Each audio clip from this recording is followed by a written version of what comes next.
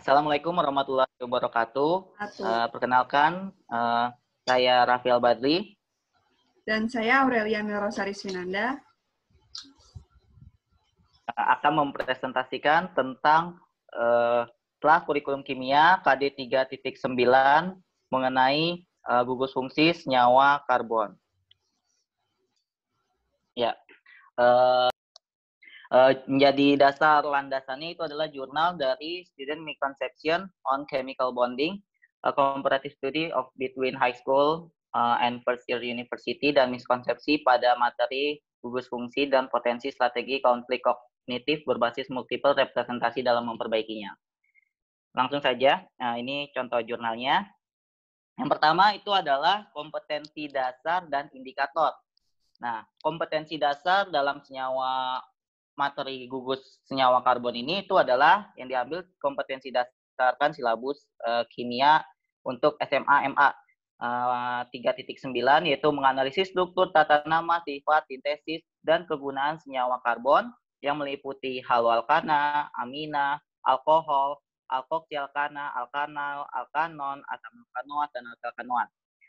Untuk indikator pencapaian kompetensinya diturunkan dari kompetensi dasarnya yang meliputi pertama, mengidentifikasi gugus fungsi senyawa karbon yang meliputi haloalkana, amina, alkohol, alkoksialkana, alkanal, alkanon, asam alkanoat, dan alkilalkanoat yang digolongkan untuk level kognitifnya itu C2.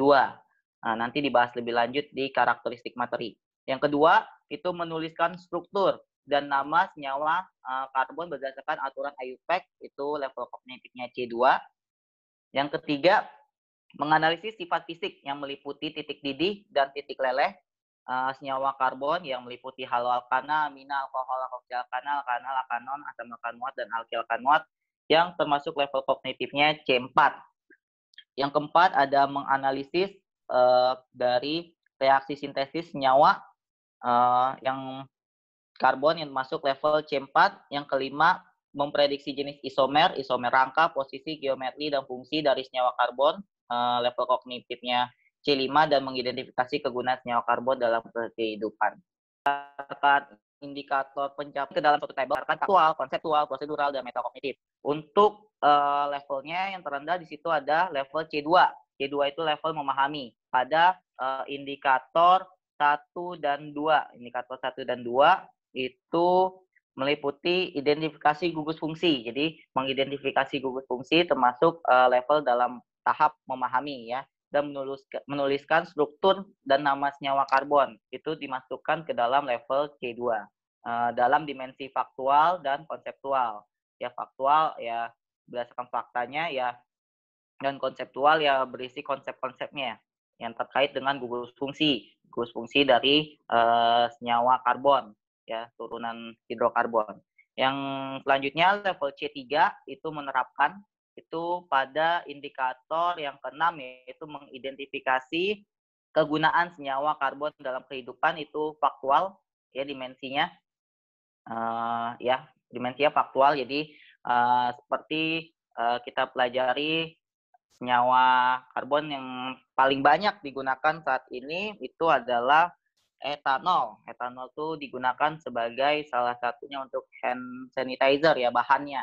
Nah, jadi itu bisa dilihat itu termasuk levelnya C3 menerapkan, dan senyawa-senyawa karbon lainnya. Dan untuk selanjutnya, menganalisis level C4 itu pada dimensi konseptual meliputi 3 dan 4, indikator 3 dan 4, dan prosedural itu masuk ke indikator yang keempat. Indikator 3 itu adalah menganalisis sifat fisik. Nah, sifat fisik terkait titik didih ya, biasanya membandingkan antara titik didih mana yang lebih tinggi, mana yang lebih rendah, seperti itu ya. Itu masuk ke dalam menganalisis C4 ya. Untuk selanjutnya yang tertinggi di sini adalah pada indikator kelima, yaitu dalam mengevaluasi C5 secara prosedural dan metakognitif, memprediksi jenis isomer, rangka, posisi, geometri, dan fungsi senyawa karbon. Jadi isomer dari senyawa-senyawa karbon ya. Jadi isomer itu nanti akan dijelaskan pada materi konsep. Selanjutnya untuk konsep inti. Nah, jadi saya akan menerangkan sedikit tentang konsep intinya ya, yang meliputi yang pertama penggolongan senyawa karbon ya. Nah, bagaimana penggolongan senyawa karbon?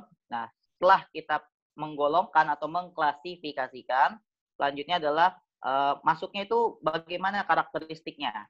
Karakteristik dari senyawa karbon itu sendiri, penamaannya seperti apa, sifat fisik, ya, reaksi dan sebagainya, ya, reaksi senyawa karbon, substitusi, eliminasi dan selanjutnya dan isomer, ya. Selanjutnya di konsep inti saya akan membahas tentang penggolongan senyawa karbon. Nah, penggolongan senyawa karbon di sini bisa kita lihat ya, ada golongan senyawa, gugus fungsi, rumus umum, struktur dan nama senyawanya ya. Itu ada contoh senyawanya ya. Ada alkohol ya. Alkohol itu golongan senyawa ya.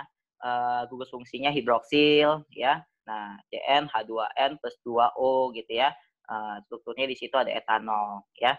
Bagaimana penggolongan senyawa karbon ini penting ya untuk diajarkan kepada peserta didik ya untuk lebih memahami ya, digolongkan ya, diklasifikasikan. Oh, yang rumus CN H2N plus 2O itu bisa alkohol atau alkanol dan ether atau alkoksialkana. Nanti apa yang membedakannya? Nah, itu nanti ada lagi reaksinya ya. Apakah dia bisa dioksidasikan dan seterusnya gitu ya.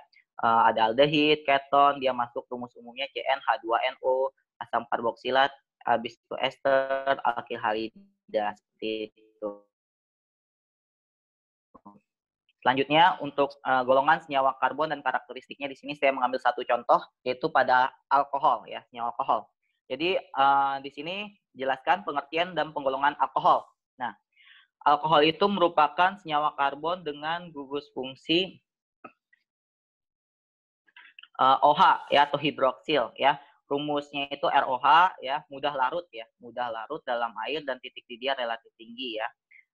Dasarkan gugus hidroksia, alkohol ya ada pembedaan jenis alkohol ya, alkohol primer, sekunder dan tersier. Alkohol primer itu adalah gugus OH-nya itu hidroksilnya itu terikat pada atom C primer. Atom C primer itu ada atom yang mengikat satu atom C lainnya. Nah, seperti ini ya, atom C primer.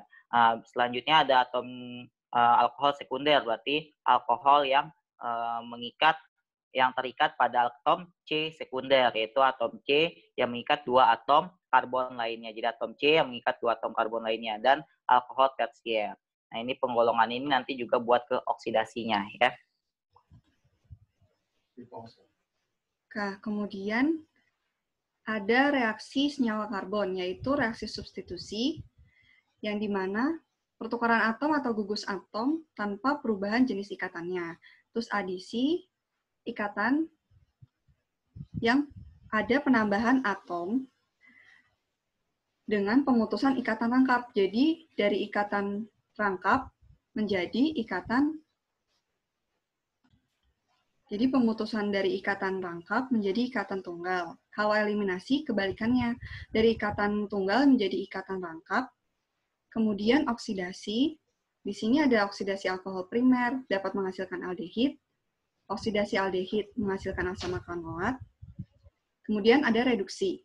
Reduksi asam alkanoat menghasilkan aldehid.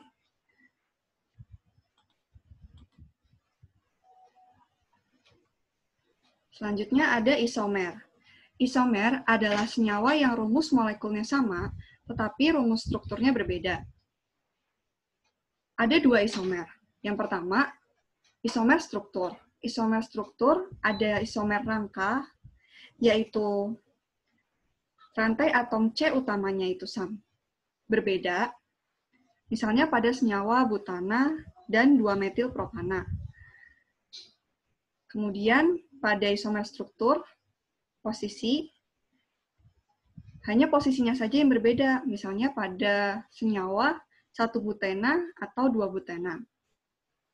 Dan gugus fungsinya yang berbeda. Isomer ruang itu ada geometri, Geometri, sebagaimana kita kenal, ada cis dan trans.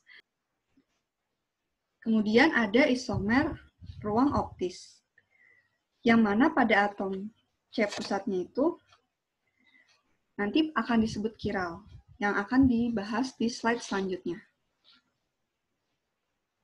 Nah, ini adalah miskonsepsi yang sering terjadi pada siswa.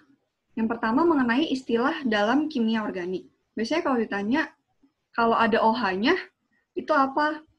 Jawabnya pasti alkohol kebanyakan. Nah, sebenarnya salah.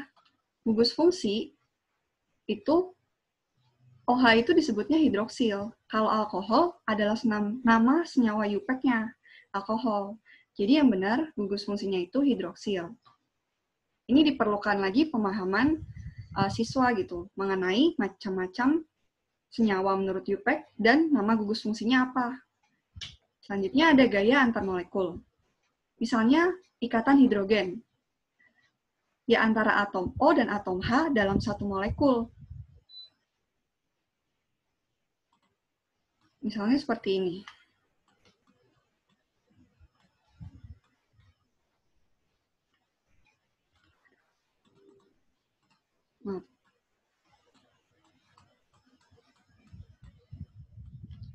Nah, biasanya yang dipahami oleh siswa pertama kali ikatan hidrogen itu yang ini, HO-nya. Nah, salah. Harusnya ikatan hidrogen itu terjadi kalau ada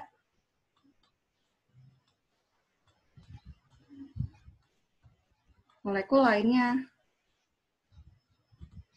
Nah, ikatan hidrogennya itu ini kan, NO dan F. Jadi H di sini berikatan sama O di sini. Nah, ini nih yang namanya ikatan hidrogen. Kalau satu senyawa namanya nanti gaya intramolekul. Nah, selanjutnya ada kiralitas. Ini tadi contohnya pada isomer ruang optis. Misalnya itu kiralitas. Contohnya, siswa hanya fokus bahwa senyawa kiral jika atom tetrahedral dengan 4 substituen berbeda. Nah, yang betul adalah molekul dinyatakan kiral apabila tidak saling tumpang tindih dengan molekul aslinya dari hasil pencerminannya. Jadi misalnya, ini merupakan cermin. Nah, molekulnya itu harus sama. Saya tangan ini, nah terus nanti di sebelah sini tuh bakalan ada lagi tangan. Nih, kayak gini. Nah, itu yang namanya kiral. Jadi, dia nggak tumpang tindih. Saat dibelah, itu bakalan sama antara molekul yang di sebelah kanan dan di sebelah kiri itu satu molekul tetrahedralnya sama. Nah, selanjutnya ada metode. Metode atau model pembelajaran yang digunakan bisa juga digunakan discovery learning. Nah, discovery learning ini langkahnya yang pertama adalah pendahuluan. Guru menyampaikan tujuan pembelajaran, manfaat, mereview senyawa hidrokarbon, dan keterkaitan dengan materi yang akan dipelajari. Pertama, memberikan rangsangan. Peserta didik mengamati gugus fungsi senyawa karbon melalui PowerPoint, paparan ya. Terus yang kedua, identifikasi masalah. Guru membagi kelompok peserta didik nih untuk dibuat poster. Untuk peserta didik itu diberi tugas buat poster sederhana tentang gugus fungsi senyawa organik. Terus pengumpulan data. Pengumpulan data peserta didik berkelompok. Dengan kelompoknya tadi mengumpulkan hasil literatur dan mendiskusikannya dengan teman sekelompoknya. Yang keempat, pembuktian. Peserta didik dalam kelompok dapat menyimpulkan tentang gugus fungsi senyawa karbon yang diperoleh. Yang kelima, generalisasi. Perwakilan kelompok mempresentasikan hasil poster di depan kelas, dan guru memberikan penguatan terhadap hasil presentasi kelompok. Setelah itu, penutupnya, guru memberikan kesimpulan dan memberikan tugas untuk merangkum gugus fungsi senyawa karbon hasil diskusi di kelas. Terima kasih.